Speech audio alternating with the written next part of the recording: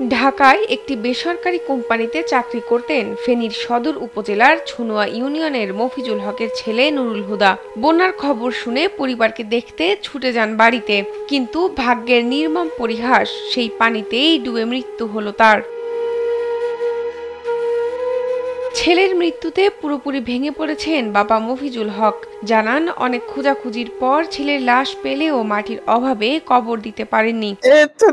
দুর্ভাগ্য আর কি হইতে পারে, এত দুর্ভাগ্য আর কিছু হইতে পারে। দিলকে ফাঁসার বেঁধে হলেছি, আমি মধ্যস্থ করে ফেলছি, আর কেউ পারবে না। স্বামী নুরুল হুদা ও সন্তান নিয়ে সুখেই সংসার করছিলেন স্ত্রী শিল্পী। হঠাৎ স্বামীর মৃত্যুতে দুই সন্তান নিয়ে অকুল পাথারে পড়েছেন তিনি। Redmi 13 স্টাইল বানাই দুনিয়া কাঁপায়। ৩ বছরের ছেলে সামির ও ২ মাসের কন্যা নূর মাইশাকে নিয়ে কিভাবে চলবে জীবন, সেই দুশ্চিন্তা যেন কুরে কুরে খাচ্ছে তাকে। এখন আসলে সকলের সাহায্যের হাতটা আমাদের প্রয়োজন, যেহেতু এখন পরিস্থিতিটা ওইরকম, তাই আমরা সকলকে সাহায্যটা কামনা করছি। জি, আজকে 12 দিন হয়ে গেছে, এখনো আমি ওইরকম কোনো সাহায্য সহযোগিতা কারো কাছ থেকে পাই নাই। আমি সামনের দিনগুলা কিভাবে আমার ছেলে মেয়ে নিয়ে থাকবো, কিভাবে ওদেরকে মানুষ করব, এটাই আমার দুশ্চিন্তা এটাই।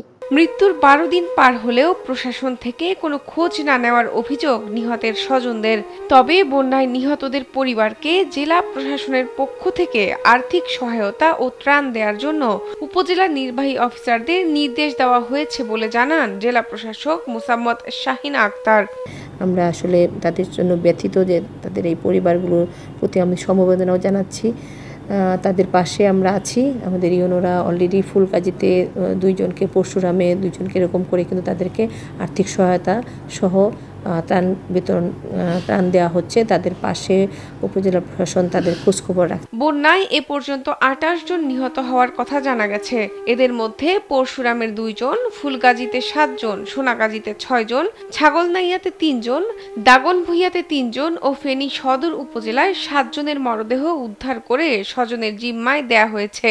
আবার কারো পরিচয় শনাক্তে পার্শ্ববর্তী জেলায় পাঠানো হয়েছে চিঠি।